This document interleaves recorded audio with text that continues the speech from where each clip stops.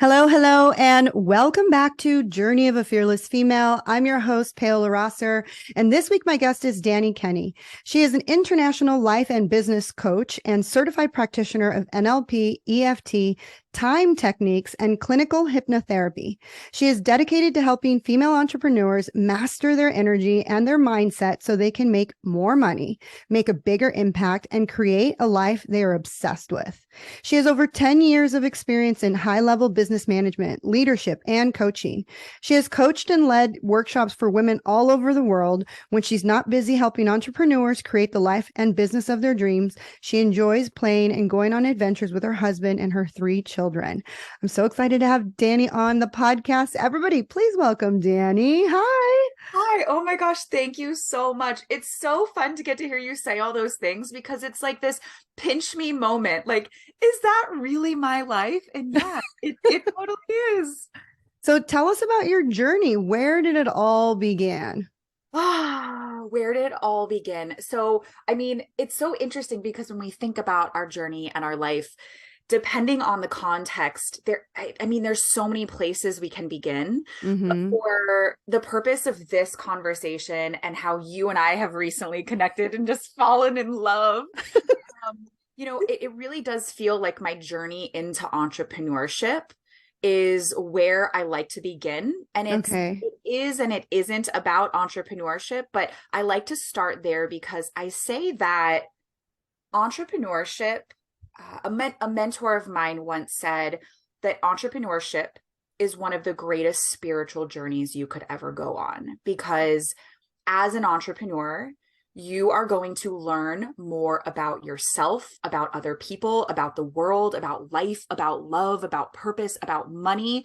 Like, it is a crash course in all the things that you could ever bump up against in life. And you could learn more in a year or two. And I've been an entrepreneur for almost a decade now, but even in those first few years, you're going to learn more in that, the early stages of entrepreneurship than some people do in their entire freaking lives, right? Yeah, I completely agree. I just had an interview with Molly Rose Speed. Her episode came out today, and I talked about that. Like, being an entrepreneur is like you basically have to heal all the insecurities and all of the things that are hurting you, because you can't show up authentically and do your business and create your business without letting go of your old lack and scarcity mindsets, because it's hard being an entrepreneur. No one is giving you an award.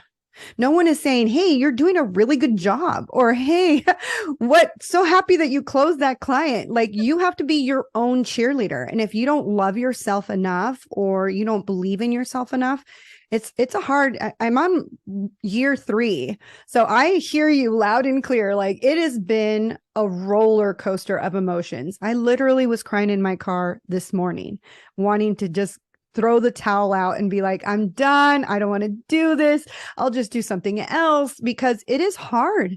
It is really, really hard. It's not easy. It's not for the weak, but it's definitely worth it when you can finally get into the rhythm of it. Yeah.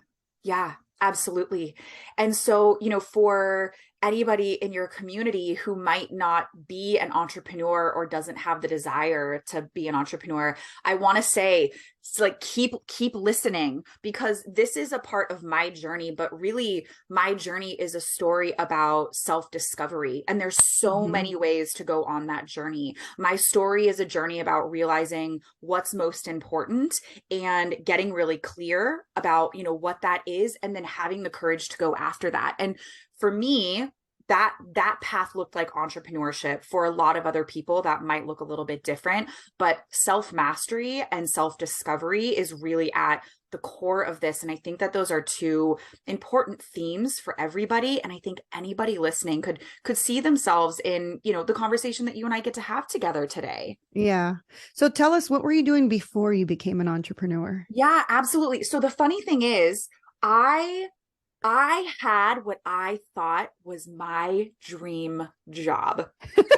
Wait for it. Wait for it. I was at this job and I had been there for like 8 or 9 years, which is a long time. I mean, I was in my 20s. So to be somewhere for that long and to love it that much, I think is amazing. And Hmm. I try, I'm just gonna be really real with you. I try to make it sound really fancy, and it was in its own way, but I was managing a chain of tanning salons, like tanning Wow. spas in the beautiful sunny San Diego, like Southern California. And it was fast paced. It was a lot of young people. It was a lot of Hmm. young women. It was high energy. We worked hard. We played hard. Part of it was there was I was in a leadership position there. So it felt like it was fulfilling because I got to work with individual women. I got to manage multiple locations. I got to work with other leaders. I was able to help people set goals and reach those goals. And my locations always had, like the best customer service ratings, the highest employee retention rate. So I was asked to come in and train other leaders in the company. And it was a dream. And I thought Hmm. I was going to be there forever. I was actually looking into buying into the franchise. Wow. Yeah. And that all changed the minute I became a mom. So there's this thing that happens that nobody tells you is going to happen. And you could probably, like, as I described this, you could imagine it. But there's this moment when you're holding your brand new baby in your arms, and life as you know it will never be the same. I'm sure. You literally cannot give birth to another human without giving birth to a new version of yourself. Like, Ooh. it's inescapable. And so, that's gonna manifest and look differently for everybody who chooses that journey. Hmm. But for me, it was it shook the very foundation that I'd built my life on, because I thought the thing that I wanted, the dream job where I had poured so much of my time and my energy, like, that was my future. And it felt like it got completely ripped away because I couldn't imagine building someone else's legacy. I Mm. couldn't imagine commuting multiple hours a day like I was. And I didn't mind it before I had a baby, but I wanted to find a way to do work that really mattered. Instantly, being a manager of a tanning salon, like, did not matter to me. It didn't feel important enough to leave my baby in the hands of someone else. And like, that Yeah. makes me want to cry a little bit. Um, and so I needed to do work that mattered. I like, because of the situation of my family, like, we needed dual income. So I needed to figure something else out. And I needed to do something that would allow me to be with my baby as much as possible and not be on the road and not be traveling from location to location. And at the time, Paola, I didn't realize like what I was going to do. And so those first few months Hmm. were really hard because I had to go back to that job until I could figure out like what was next. Yeah. Yeah. I have so many clients who are new moms and they're always like, as soon as they have their baby, they're like, I don't want to go back to work. I don't want to leave my baby alone with someone else. Like, Yeah. I don't want to miss their first word, their first walk. I don't want to miss like their smile. And I get it because like I'm not a mom myself, but I have a lot of nieces and nephews and I get sad when I don't spend that much time with them. And all of a sudden now they're like 13. It's like, what happened? You were just 2 or 3 or 4 or 5. It goes by so fast. And those are like the most important years of the child's life where they need their mom. They need someone to show them like stability and love and that they're going to be there, consistency. And it's sad because like we give so much to our companies. Like we literally feel bad when we call in sick, Yeah. Yes. when we're really sick or when our children are sick or when we really need to go to the doctors. Do you think they give a shit about you? Like not one fucking shit. Seriously, if they like everybody Google's being laid off, like I was reading something where Google laid people off and some people were traveling for work. They cut them off of Slack, and they even cut off their like credit card. So they had to book their own flight home with their own money. Like that's how much even the best company that you can work for could give a rat's ass about you. Like you are just a number to them. You are not a person. You are not a mom. You're not a human. They don't care about your retirement. They don't care if you have enough money in your savings account. They just don't care at all. You're a number to them. Yeah. I learned this very quick when a short story. I learned this very quick when I worked for this company. And I remember they took us, the whole entire team, to Mastro's for Christmas dinner. And that bill had to have been at least $200,000 to $300,000 for everyone to eat there and have drinks. Because it was an open bar, steaks and crab legs and, everything galore. Fast forward, like January, they put 17 of us into the break room and they said, you go clean your desk, you're done. And I remember being so mad. I'm like, with the $300,000 that you spent at Mastro's, you could have given all of us an extra 6 or 7 months headway to get prepared to lose our job. And I remember yelling at my boss. I was like, some of us only have $100 in our savings. It was hard. It was so hard. Totally. Yeah. I mean, when you're working for someone else, you really are. I think you said it, you're ultimately just a number. You're like, if you don't fit with the bottom line, you're out. You're irreplaceable. They can replace you like that. Yeah. So how did you come up with what you're doing now? Yeah. So I think I just said you're irreplaceable. No, you are replaceable. Yeah. Right? So like create something for yourself where you are irreplaceable. And that's part of the journey that I've been on. So how did we go from managing a chain of tanning salons in San Diego to doing this work? I know that at first when you hear me say that, it feels like it's two completely different worlds, but it isn't, and it wasn't. And at the very beginning, I look back and I'm like, Dani, 10 years ago, you sweet little thing, you knew all along. And so I couldn't have put words to it back then, Paola, but really what I did was I coached myself into what was next. I realized that I had to go back. Like, me not going back just financially wasn't an option. So I put on my big girl pants, I put a genuine smile on my face, and I was going to continue leading those women and those teams and the other leaders that I had the privilege to work with. And I love so many of those people and think so highly of them. And even though we're in completely different spaces, our worlds still collide. And I'm so grateful for that. But I knew I was going to make the best of the time that I was still there.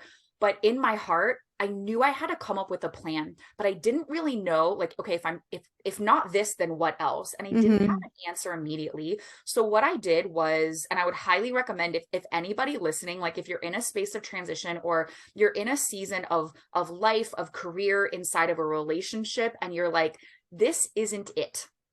This isn't it, but I don't know like what I actually want, or if this isn't it, I don't know what it is. Do what I did. Pull out a blank piece of paper and start writing down what you actually do want. And maybe you don't know what you want, but what's something that you're curious about? So I started, the context of our conversation is I needed to switch careers. So I started making a list of different careers and jobs that I thought would meet the needs. Like it would, be more impactful. It would offer a little bit more flexibility, less time on the road, would allow me to meet our family's financial needs. So I made this list. And to be honest, there were not very many things on the list, but life coach was one of them. And really, we have to pause here because it's 2023 right now. If we go back, my first daughter was born in 2013, exactly 10 years ago. 10 years ago, when you told somebody you were a life coach, they looked at you like you were an alien. Because people still look at me like I'm an alien when I tell them. Oh my gosh. I'm so grateful nowadays that coaching is a little bit more mainstream and more people understand it. But again, like little pat on the back for little old Dani for having the courage to take this really unconventional route. And the only reason I knew what a life coach was is because the world of personal and professional development has always been something that I was really interested in. And so if I'm going to do something, I'm going to do it 110%. So Ooh, I say that all the time. yeah, I don't know how to, I don't know how to not put every ounce of myself into everything that matters. And so Yes. in my job, in my leadership job, managing anywhere from like 2 to 4 different locations and 50 to hundreds of employees, I really wanted to be the best possible leader that I could be. So I was reading books about leadership. I was going to seminars. My company had even sent me, like, paid the bill to send me to some really incredible conferences. And so I was kind of sort of aware of the coaching industry. And Okay. I thought, you know what? A lot of what I'm doing here, I would help the women set goals within their business, but it was never just about their job. Like, I wanted to know what mattered outside of working for this chain of salons and spas. Like, Yeah. what are they celebrating in their personal life along with business? And I really took to helping them grow, not just as an employee, but as a person, as a Mhm. woman, as an individual beyond the four walls that we worked in together. And so the more I thought about it, I was like, I'm already doing this. Yeah. I'm doing it within a company. And so because, you probably know this, and for your listeners, the coaching industry is completely unregulated, which I Yeah. think is a blessing in a lot of ways. And then just like there's pros and cons to everything. I think there's some reasons where it's like, oh, that's not so great. And so if you're really masterful at something and you want to support someone else in that, you can be completely self-taught. You can just wake up and say that you're a coach. And some of my favorite mentors actually have been completely self-taught. But Yes. when I decided that I wanted to step into the realm of coaching and I wanted to build a business around it, it felt important for me, really more than anything, for my own confidence to get some sort of certification. So Uh-huh. I made the list of different things. I ruled out all the other options, decided I was going to go down the route of coaching, explored different programs and certifications. I think I kid you not, I'm certified in like 8 or 9 different things. I've gone through 4 or 5 different certifications, like fast forward to now 10 years later. Yeah. First certification really gave me the confidence that I needed uh, Yeah. to start my journey. And from there, it wasn't like I was a millionaire overnight. And just, I'm not a millionaire yet, just to put it Yes. out there. But I had a couple of clients trickle in here and there, and just kind of learned as I went. And yeah, it was pretty epic. Yeah. People don't understand how amazing having a coach is. Yeah. I was just talking about this earlier when I was crying in my car to a friend of mine. It's like, when I think about it, it's like I have the cheat code to life. You know what I mean? And it's like sometimes I think to my friends, like, you know, if I had me, when I was struggling, I wouldn't have struggled for so long. And that's the thing that people don't understand. First of all, we're not therapists.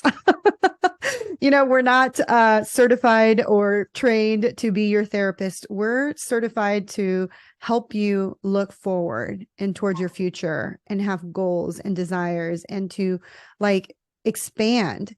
I love therapy, don't get me wrong, but I feel like therapy is a lot of like, okay, let's talk about what happened. Let's analyze what happened in your childhood. And you eventually are beating the same dead horse. And you're like, okay, you can't change your past. You honestly cannot. I wish you could rewind, but you can't change your past. What you do have control over is the present and the future. And the fact that you can literally create the life you want simply by changing, how you think. Like, I didn't know anything about life coaching, honestly. Like how you said coaching was already a part of your business because they were sending you to seminars. Like, that wasn't in my realm at all. At all. And it wasn't until I met my husband, who was like in the coaching industry, who was like going with me. Like, he was telling me, oh, you like that book? Because I was reading at the time. When I married him, he told me you could just quit your job. So I was like, cool. So I was reading a lot of books because I was bored. And one of the books that I was reading was Jack Canfield's 21 Success Principles.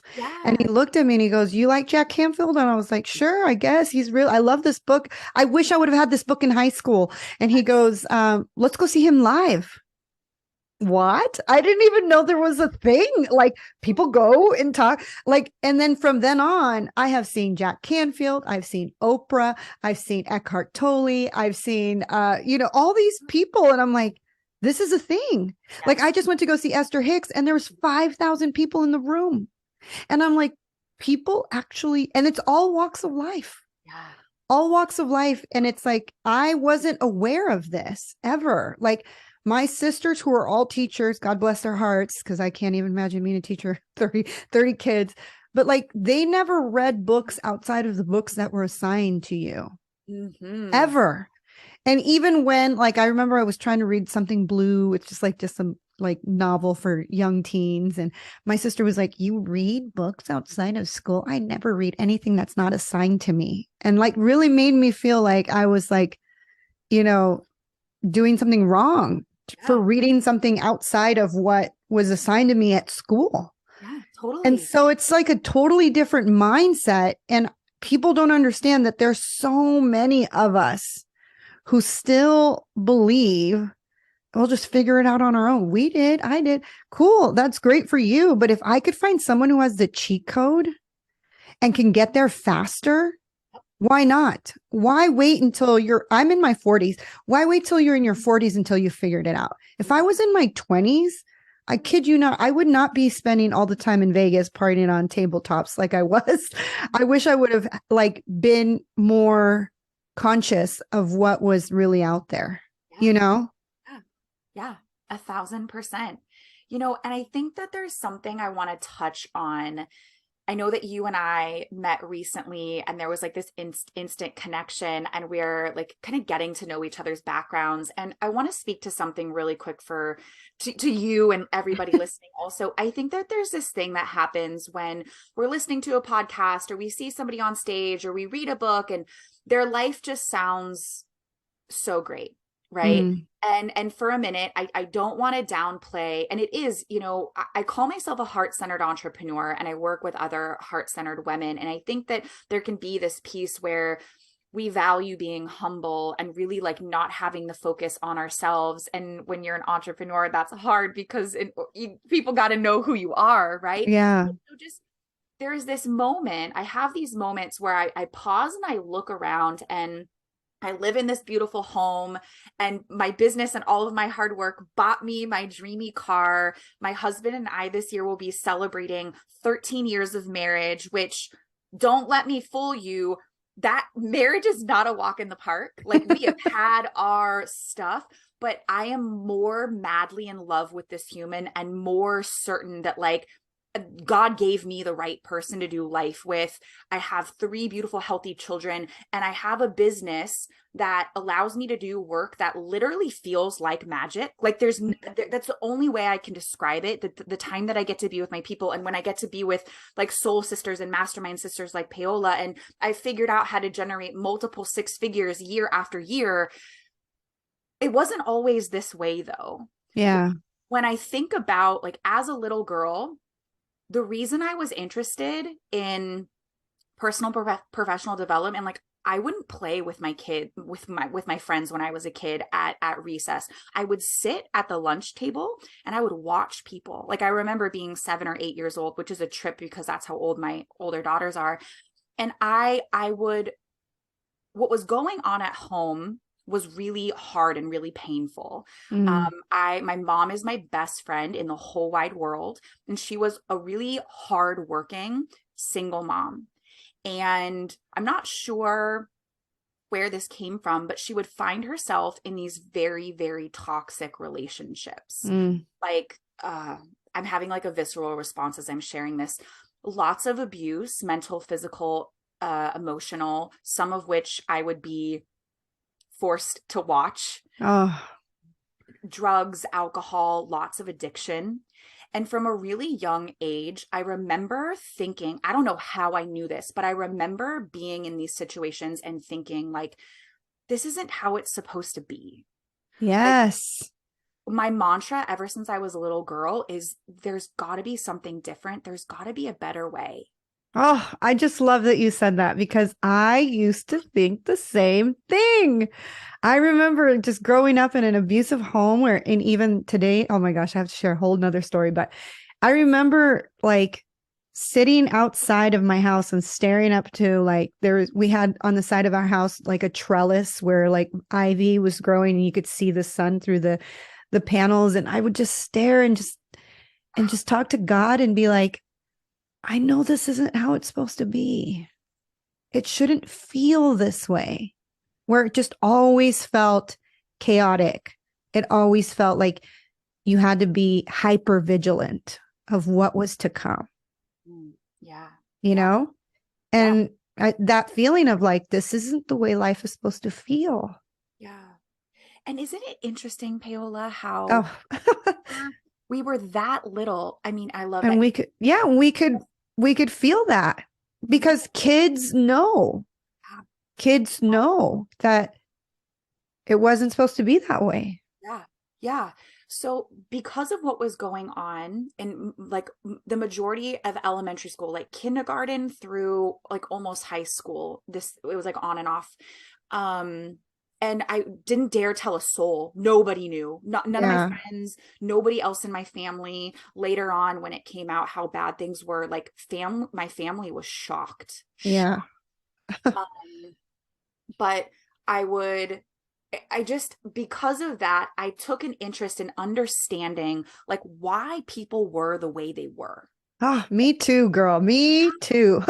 Like, why did they do certain things and how did they end up a certain way? And I mean, I've never thought about this until this moment, but I would look at kids whose houses I went to and Mm-hmm. they had all the things and they had the loving marriage or the parents with the loving, and I would think like, why, what did I do to where I don't get this? Ooh, Right? Like yes. those kinds of things. And the beautiful thing is this is where the work that you and I do and we're so passionate about is a lot of people from a background like that, they don't hear that voice. They don't have that inner voice that says there's something better. There's a part of them, I think, that believes, okay, well, this is the way it is because This is the way it is. It's just the way it is. and then that gets recreated. But there was something along the way where I knew it could be different, but I'm like shaking right now. I never could have imagined that what I've created now in my life would ever be possible. Me too. Yes, girl, preach. Which is why when I say like in the intro statement that I've given you of I'm literally on a journey and I'm committed to helping women create lives they're wildly obsessed with. Like that sounds like cutesy jargon from like the Boss Babe Instagram account. Yeah. It's so much more. It's so much more. And Yeah. I don't share that part of my story enough, but I need to start sharing it more because if I can say, this is the background that I came from, it was really far from rainbows and butterflies. And there was very little that happened in my childhood to prove that what I have now is possible. Yeah.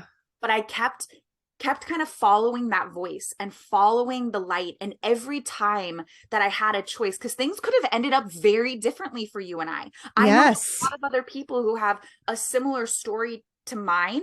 And I'm not saying that I'm right and my life is better. And, you know, this was the path, but I know that there's a completely different offshoot that I could have gone down.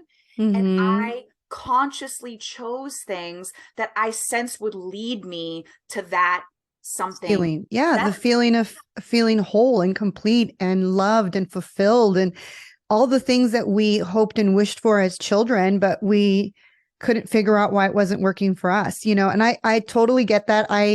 So when I lived in LA, like, you know, most families were struggling and most families were, you know, a little bit toxic and violent and stuff. So it was the norm, right? But then we moved to the suburbs of Riverside and then everybody seemed to just have it all together because it was different. Like it was like you went from a Hispanic filled community where it was just like everybody just like spilled out to the streets and like would yell at their kids and they had no filter, right? So my neighbor was getting, the mom was pulling her hair. Like, it wasn't a big deal because everybody was doing it, right?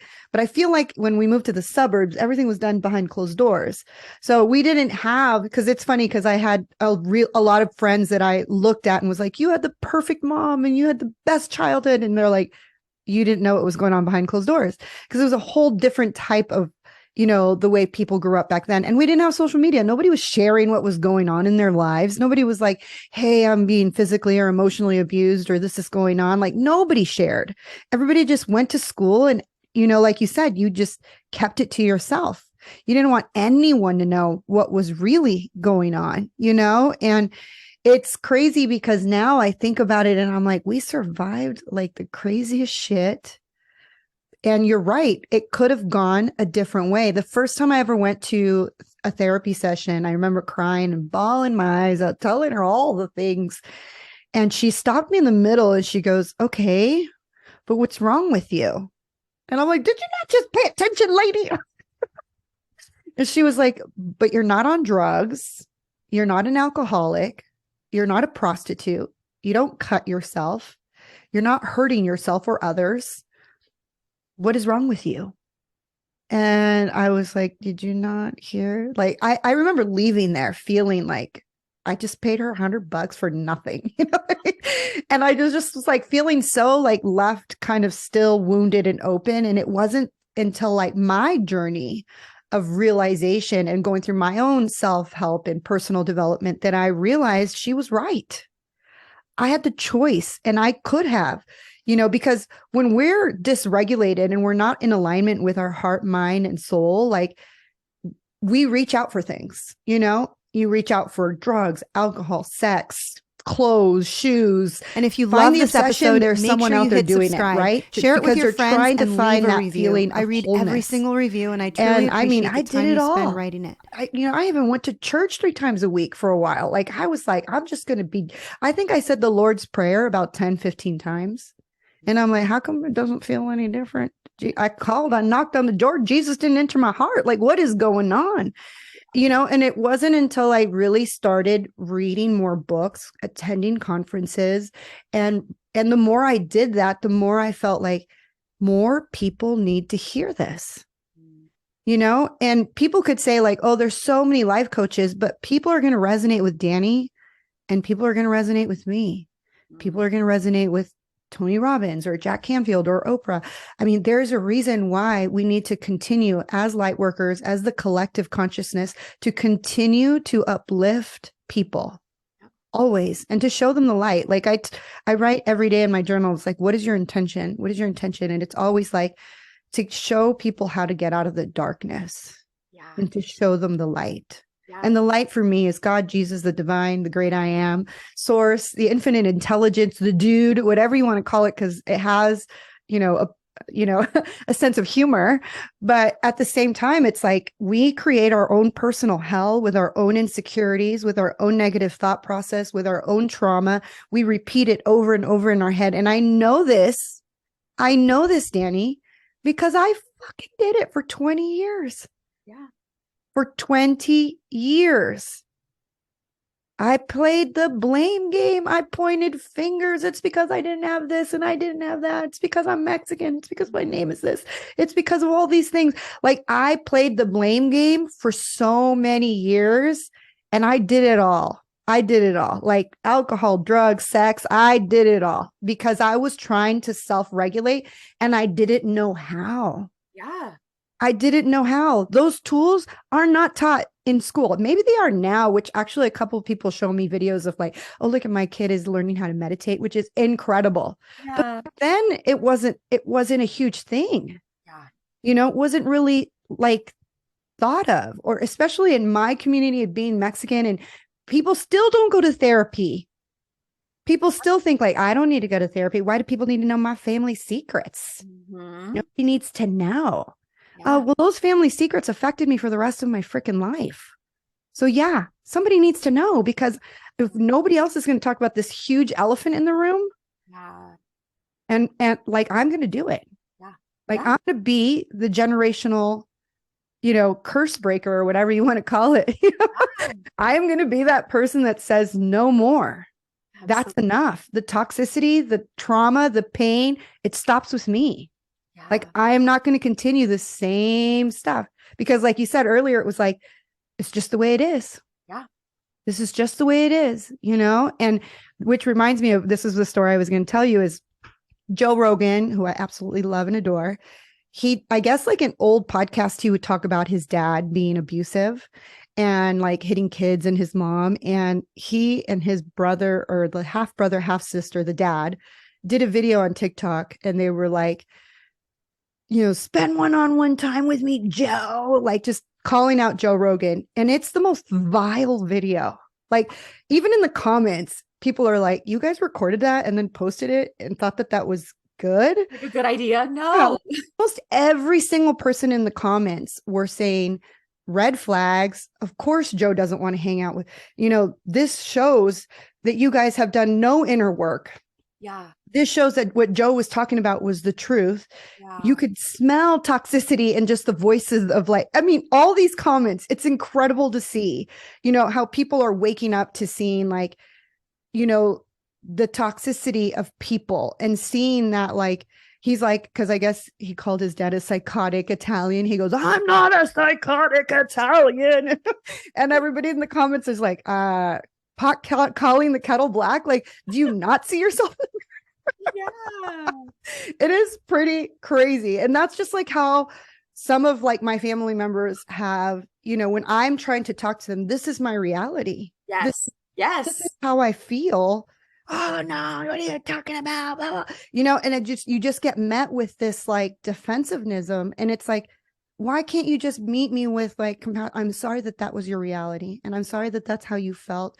And I apologize for anything that I did to make you feel that way. And I promise I'm going to do better. I Yeah. didn't know what I didn't know back then. And I'm sorry. I didn't have the gifts. I didn't have the realization. Like, I had no clue, Yeah.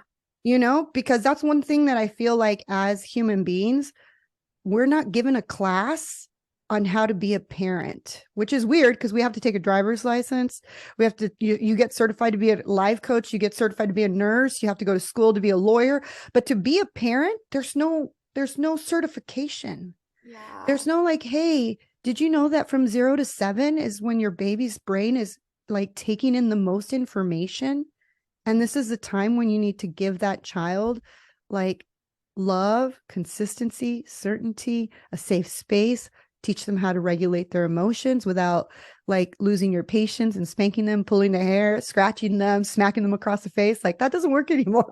Right? Like, so it's just insane to me how people are still thinking about like, let's just do life without a coach or Yeah. without reading a book or Yeah. without figuring out what makes us ticks as humans. Like, I love that you said, I spent so much time figuring out what makes people do what they do.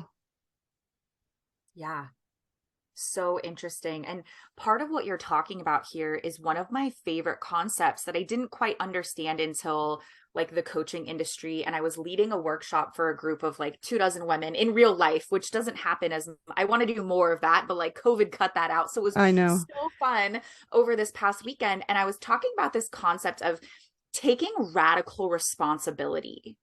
And I said that, and a woman across the room, I could see tears start to stream down her face almost instantly. And she mouthed, radical responsibility. And I go, yeah, that.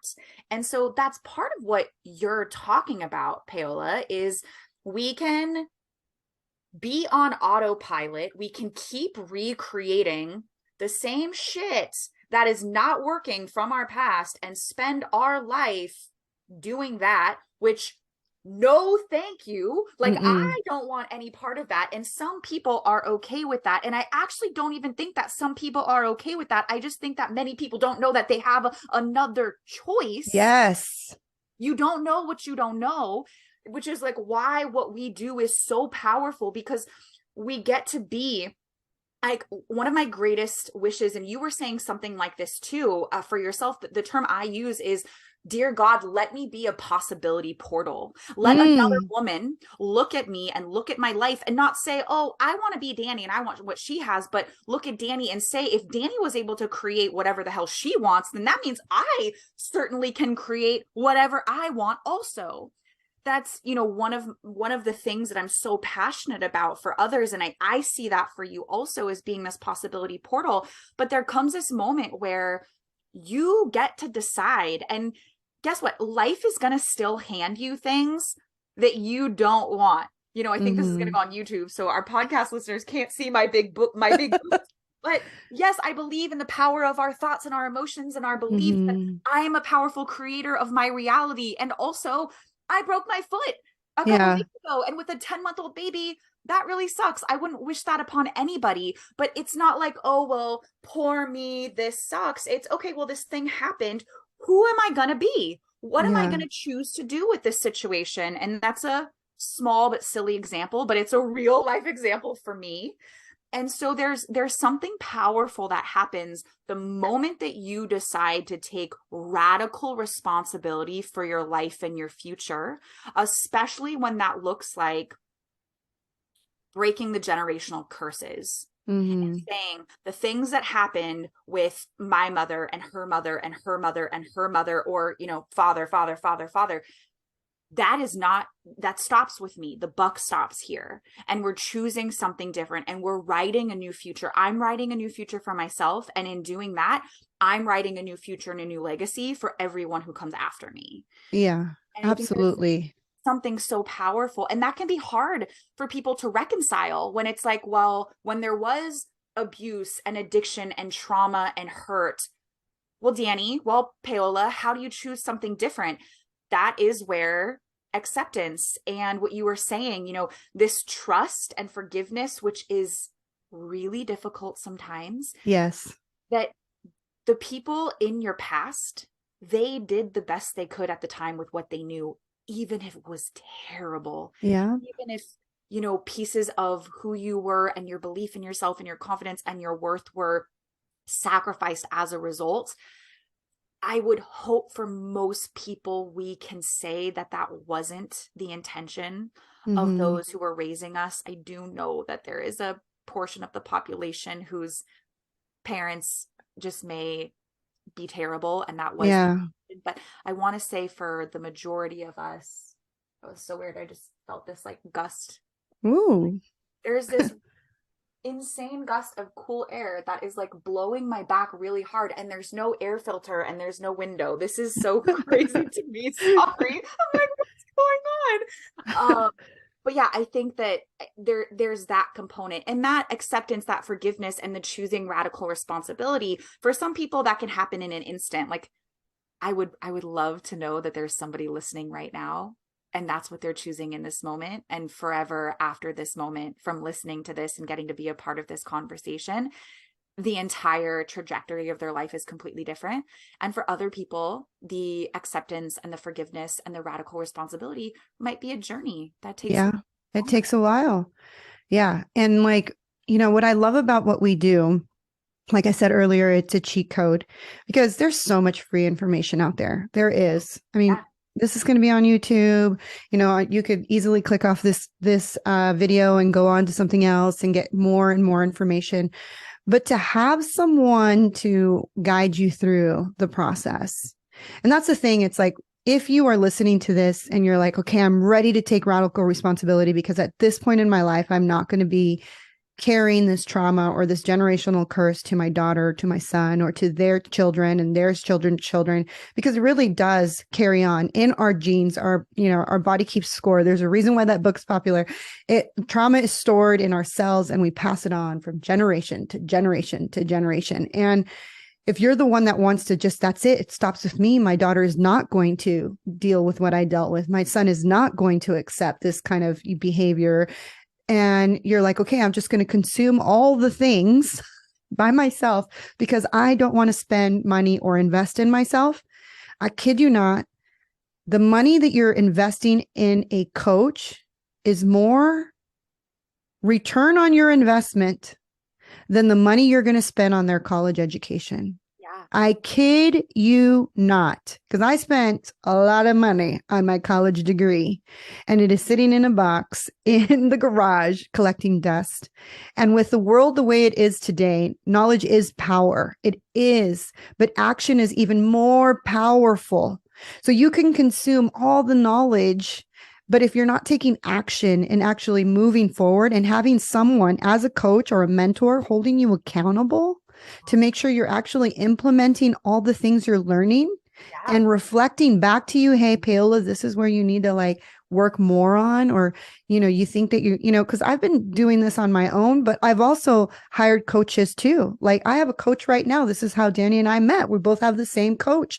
Like I am never going to level up if I just consider myself thinking I know it all. Yeah. No. You know what I mean? Like, oh, I've read every book, I've attended every conference, I know it all. Like, I will never think that I know it all, because that's the cosmic joke. The moment you think you know it all, you really don't. You Yes. really don't. And Yes. honestly, there's so many people with great information that can help you, that could be the key to unlock that one little thing that you've been working on and working on and working on. You can't figure out why it's not working.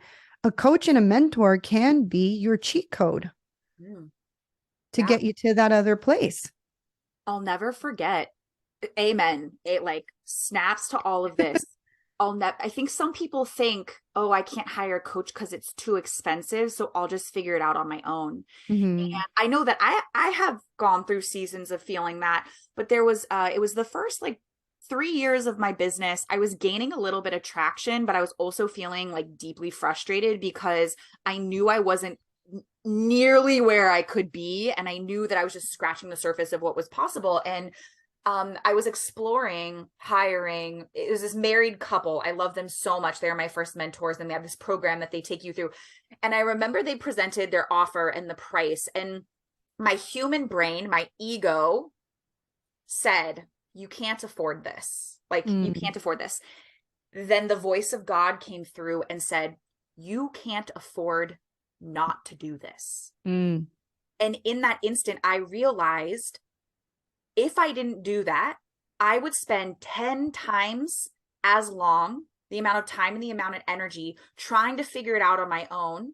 And I would never get to where I wanted to be, because by the time that amount of time had passed, I would have had to go back and get a job. And so, I mean, and this was a big investment. This was my biggest investment to date. It was like a $12,000 investment. My Mm. story, I ended up needing to borrow money from my grandma. She was watching my kids while I was at this event, and I told her I went to pick up the kids, and she was like, oh, Mija, how was your conference? And I said, it was really good. I want to do this thing. I got to figure it out. I'm going to call a credit card company and I'm going to make it work. And she goes, well, how much money do you need? And I told her, and she goes, let me lend it to you. And I'm like, Ah. I call her Goose. Goose, I can't take your money, Granny. And she goes, well, you're not taking it. You're going to pay me back. And I remember crying and thinking, like, this is going to be the moment that changes everything. Like, I'm accepting. It was $8,000, and I forked the rest of the money, but I borrowed $8,000 from my grandma because I believed in my dream enough, and she believed in me enough. And to this day, I'm so freaking grateful for that. And it was a stretch, and it was really uncomfortable, but I was smart enough to know that I was not going to figure it out on my own. And Yeah. that although it felt like it cost a lot, it was going to cost me more to pass up that opportunity. And to this day, I am so grateful that I said yes to hiring those mentors. And I know for me too, a lot of my clients, that's the feedback is I would pay 10 times what I paid you, knowing what I know now and the results that I got. And I always say, smart people hire coaches. Smart Yes. people know that they don't know everything. No, Kobe Bryant not only had a skills coach that was helping him with his like layups and his, 3-point shot, but he also had a mindset coach, Yeah. because a lot of everything that happens starts in our mind. Yeah. And Yeah. if we are still dealing with our trauma and our negative self-talk and our insecurities and our limitations and all that stuff, then we're never going to move forward. We will slowly inching forward. Cause I know I did. Like it feels like I was like going through the mud, like inching one little elbow forward a little bit, at a time. And especially if you're surrounded with other people who are still in the mud, Yeah. there's no one to show you how to get out of the mud. Like, hey, there's actually a step right here. If you just step right here, and that's what coaches do. Like, just make this little step and you can do it. Like I just had a person call me the other day and she's like, I don't know how to ask for a raise. Well, you're in luck because I've had like over 20 jobs in my life and I know exactly what they want to hear. Yeah. 10 minutes later, she calls me, or not even 10 minutes, three days later, she calls me and she says, I got that raise 30%. Yeah. And I'm like, yeah, it's that simple. Release the fear of possibly losing your job and trust that you are talented, skilled, and valuable in that company, and walk in with that confidence and prove to them that you deserve that. Yeah. 3 days later, oh, I got a raise. Yeah. But if she didn't do that, if she didn't make that phone call, if she didn't trust in a guide or a coach or a mentor, she probably would still be in the mud trying to figure it out, trying to find a way, but not letting anybody know because she's ashamed that she's making this much money and not this much money. It's like we could do the shame, guilt, insecure path, or we can find someone that's going to, because sometimes you need someone else to be your cheerleader. Yeah. Someone else to show you the light, to guide you, to tell you, hey, there's a better, faster, quicker way to do this. Yeah. Yeah. I feel like that's one of the greatest blessings of having a coach, is part of a coach being your cheerleader and having somebody in your corner and by your side. A really masterful coach sees you at your absolute highest. And when they speak to you, when they teach you, when they coach you, when they guide you, they're not coaching who you are right now. They're holding the vision of who they see you to be in your highest. And you might not see that yet. That's why they're there. And they're going to hold that vision high and bright. They're going to remind you of this until you get to a place when you're ready to hold that on your own. That has been my greatest experience with, some of my favorite, most impactful coaches and mentors. And because of that, that's now my mission for the people I serve, is I know you are capable of so much more. And that's the version of you I'm going to work with. And we're going to continue doing that until you feel like every ounce of her is activated and ready to go and lead in yourself. Yes. Oh, that's beautiful. I tell my clients here, I call like whatever their name is, I'm like, we're looking for Paola 2.0. Yes, Like we're not talking to Paola 1.0. She didn't know the tools. She didn't know she was worthy. She didn't know she was good enough. Like we're not talking to her anymore. Move Paola 1.0 out of the way because Paola 2.0 needs to show up. And that's the truth. It's like we all have the gifts. Like there's nothing different between Dani and me. Nothing at all. As you can hear, we talked about our background and where we came from. And some of you who've been listening to my podcast know my story because I tell it. But it's like, seriously, it doesn't matter the color of your skin. It doesn't matter where you were born. It doesn't matter what your background is. It doesn't matter at this point, in this moment in time. You can take radical responsibility and stop playing the blame game and just move forward into the dream life that you've always wanted. So, as we wrap up this episode, Dani, what would be your nugget of wisdom for anyone who is listening right now?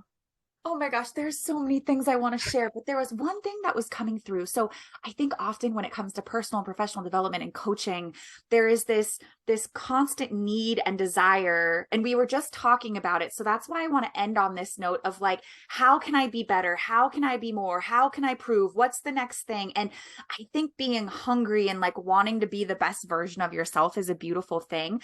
But I also want to remind the woman listening right now, or whoever might be listening right now, that the version of you today, she's not going to be here for very long, because you are going to continue to grow and evolve and really enjoy and embrace where you are right now. I know that where you are right now isn't ultimately where you want to be. It's probably not the end game, but the more you can really enjoy and embrace and take a snapshot of this part of your journey, because this is part of the bigger picture, the easier it is for you to powerfully move through. So set the goals, hire the coaches, get excited, create the vision, but don't forget to allow yourself to be here now and to really enjoy this moment and this unique phase and season of your journey, because where you are right now is powerful and it's beautiful and it's further ahead from anywhere you've ever been. And it's not where you're going to be forever. So savor it while you're here. Oh, I love that. That's so beautiful. Thank you for being on the show. Thank you for having me. Thank you again for listening to Journey of a Fearless Female. I'm your host, Paola Rosser. If you're looking for a life coach or a spiritual mentor, you can book a free discovery call with me at www.fearlessfemale.com. You can also follow me on Instagram at fearlessfemale_coach, subscribe to my YouTube channel at fearlessfemale, or find me on TikTok. I'm under at paola.rosser. And if you love this episode, make sure you hit subscribe, share it with your friends, and leave a review. I read every single review, and I truly appreciate the time you spend writing it.